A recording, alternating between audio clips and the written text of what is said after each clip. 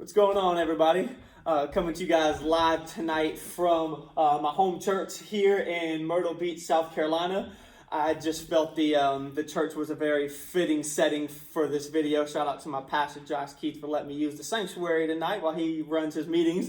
Today we're talking about the local church and why I still think the local church matters and why I believe it's important to be involved with a local church and making that part of your everyday life. For me, growing up, church was a non-negotiable part of life. I'm 28 years old, and I've been in church probably about 23 or 24 years out of those 28. So, spent a lot of time in the church. Growing up, we went to church 3 times a week: Sunday morning, Sunday night, Wednesday night. I've done the church Friday night youth events, the lock-ins. My first real job was at a church. I've dated in the church. Again, long story short, spent a lot of time in the church. One of my fondest memories of the church growing up, my dad actually used to be a youth pastor at one of my old churches. And he always used to buy me McDonald's breakfast if I got up early to go to church with him on Sunday morning. But, he had some work to do in his office, and we'd literally sit in there and smash breakfast burritos. Still eat those to this day, by the way. So just again, to reiterate, I spent a lot of time in the church, very familiar with the church setting. I've seen the highs and the lows of the church. I've experienced the highest highs, the obviously, being saved, most importantly, the life-changing power of the church, of the Spirit. I've seen the miracles, signs, and wonders. I've formed long-lasting friendships and relationships out of the church that are still thankfully present to this day. I've also seen the lows of the church as well, man. I've seen the negatives. I've seen the stereotypes reaffirmed. I've seen the racism, the hatred, the bigotry, the judgment, the cliques in the church. I've seen just about every high and every low that you can see, in your ordinary local church. But today, again, just want to encourage all of you guys to get involved with the church. Going to be talking, a little bit of my personal experiences with you guys. Definitely not here to Bible beat you if you're not in church now. Definitely not here to push my church on you or any other church or any church that you might not like. I didn't, the ministry here, Show Me Your Faith, is not necessarily even connected to, my local church here in South Carolina. I told my pastor, I said, listen, man, I'm scared that, if I connect this to your church, we're going to get in trouble. I said, I'll knowing me and knowing how open I want to be with this, I'll eventually say or do something wild, and you're going to get a call from your boss, and I don't want that on you. But, again, being in church for a while, man, I'm not here to beat you up if you don't go to church. Again, not here to pressure anybody into going to church or anything like that. Definitely not here to tell you that, attending church regularly is, a requirement to be saved or anything like that. Again, I've just seen a lot of the positives of the church, man, and, and what it can do for you, how it can be beneficial to your life, and just kind of want to run through some of that with you guys today. You'll hear me use the word encourage a lot. Again, just it's more of an encouragement thing today. I'm not here to tell you what to do. I'm not here to tell you my way is better than anybody else's, and my church is better than anybody else's, although I absolutely love this place and I'm very thankful for it. Whenever I left my old church, I grew up Pentecostal. I'm talking 2.5 hour long church services sometimes. Spent about 3 years or so out of the church, maybe, probably going on close to 4 years actually out of the church. Whenever I came back to the church, I always thought, that I was going to be involved with, maybe one of those life churches. Definitely wanted something non-denominational. I always jokingly said, I was like, man, I want a pastor that looks like me, that wears tight t-shirts and jeans or cargo shorts to church and works out a lot. Ended up, as you guys can see a little bit behind me here, ended up in an old country Southern Methodist church out on the back roads of South Carolina. So it's just funny how the Lord works. Definitely think God has a sense of humor. But the reason this was on my mind, this was on my heart today, something I'll tell you guys. I really like to follow a lot of the athletes and artists and things like that on Twitter and social media and stuff that are Christians. Man, I love seeing people in the faith succeed. I really do.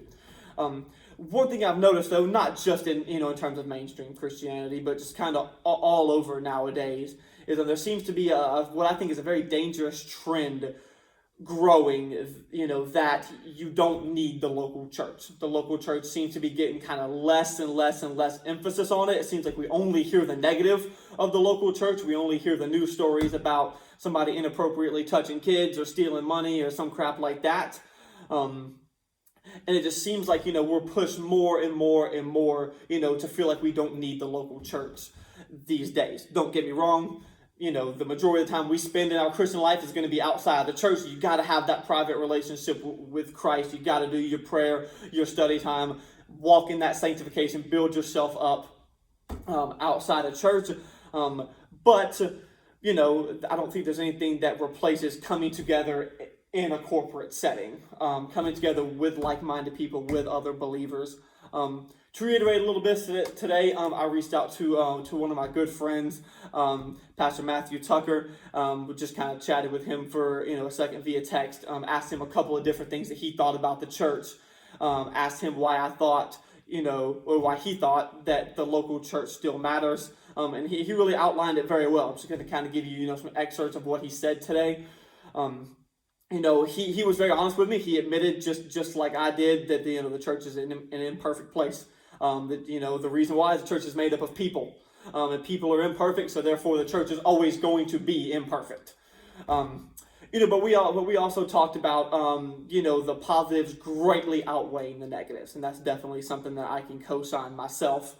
So for every horrible story out there, again, about someone being assaulted in the church or somebody stealing money or the church being judgmental, there are just, infinitely more stories about lives being changed for the better.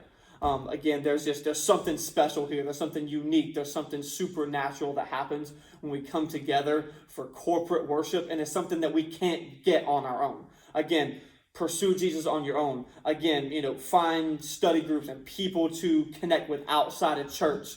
You guys know how big I am on cultivating healthy relationships with other healthy people. That definitely means spiritually as well. But again, there's something sacred about this place. Maybe not so much as the building, but like Pastor Matthew explained to me, what happens when the people all come together and we become the church. In this setting, in this house of worship. We also talked a lot about, what it means when people become disconnected from the church. Pastor Matthew and myself, both being in church, both being in the same church for a long time. We've seen what happens when people become disconnected from the church.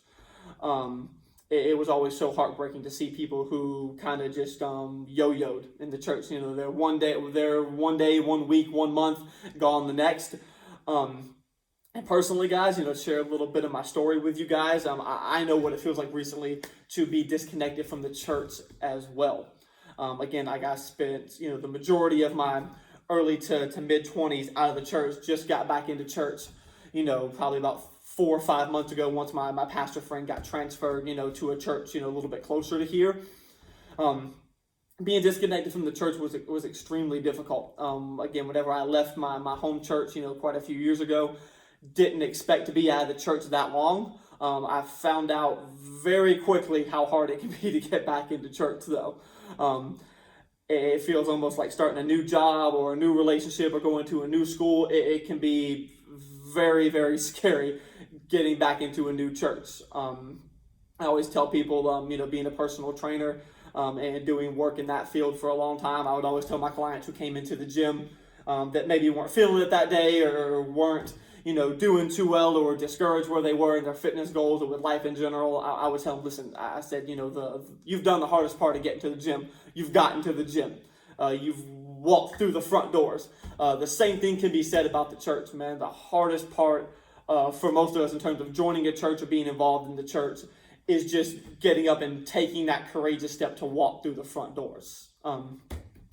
Me being disconnected from the church for a long time, I found out it was very much easier to sin. Straight up honesty with you guys know how real I'm going to get during these videos. When you don't have anybody to confess your sins to, when you don't have anybody, holding you accountable from the pulpit every Sunday, it becomes a lot easier to sin. I started off really hot after I left the church in terms of reading my Bible, studying. I'm going to pursue God on my own. I don't need anybody. I don't need the building right now. I need a break from church. And I remember one day looking over at my Bible that was on my dresser, and it had visible dust on it. Not just like I missed a day or two of studying, but it had literally visible dust on there that I can see. And that was kind of a wake up of, my God, I've fallen a bit farther than I think I have. Again, being in church every Sunday gave me that constant refilling, that constant rejuvenation. If I was struggling with something, man, if I was struggling with sin, or if I was going through something difficult in my life, it became that much easier to address on Sundays when I knew that I had a pastor that cared for me, when I knew I had people around me that would lift me up. And being disconnected from the church hurt. And it became, again, very, very difficult to get connected to a church. I mean, this is my best friend's church here. Our average attendance, is probably somewhere around 40 to 50 people. And I was still nervous about coming back to church. I knew probably, a third of the people there already being the pastor's family and everything. And it was still difficult to get back in. So, again, I've seen what happens when people become disconnected. Just want to talk to the young people, for a second here as well. I feel like I'd be remiss if I didn't do so. I've always felt calling to work with young people, to work with young adult age people, me being, kind of in that same demographic myself. One thing that, that Pastor Matthew and I talked about, one thing he said, I thought that was really good, was one of the challenges of retention and stuff in terms of youth groups and younger people in the church is we go through so many different kind of transitional phases of life. We start new schools, we start new jobs, we move out, we do so many other things. We finally get that taste of freedom when we get up to be, 18, 19, 20 years old, and we're working our own jobs and making our own money, driving our own cars, and we're not really reliant on anyone. And it can be hard to maintain that same consistency at church. But for young people, man, listen, I would encourage you all to find a church and to get involved in it. One of the big things that I stressed at my previous job whenever I was training, other managers and helping other leaders and stuff, was to get the staff involved. I've seen what empowerment can do for young people. I've seen, if I always had an employee that was struggling, I would take them and try to find a specific task for them to do that they were good at. I try to show them where they can be productive, where they can be beneficial to the team. Same thing goes for church. Just getting people involved in the church. I'm someone, I talked about it, in my first video about, man, if I'm someone who doesn't 100% believe in something, I may not give it my all. If I'm someone who can't come in and be hands-on and feel like I'm a part of it, I don't typically want to be there. Same thing with church. So therefore, whenever I came back into this church, I hit the ground running. It helped that I had, 20-something years of experience in church already, and I kind of knew some of the nuances and things I wanted to do in ministry and stuff. But I hit the ground running. I came in and immediately got involved, and because I know that I need that to keep me consistent here. So just want to encourage, again, everybody, but especially the young people, especially with this ministry being, directed primarily towards them, to get involved in the church. Listen, again, I know church hurt is a difficult thing. I've been there. I talked to one of my good friends recently, and she was so nervous about getting back into the church because she had been cut so deep at her old church. And it's hard to get past that. It's hard not to look at every church that way anymore. It's hard to see how a church can be so imperfect when we come to church literally to worship a perfect God. But again, just really want to encourage you guys to get back into the church, to give it a try. One of the things, to be very honest with you guys as well, that pisses me off nowadays, man, is the fact that there's such a public, distorted view of the church nowadays, man. We see on the media and social media and everything like that all the time, and hear it in the Facebook posts and everything.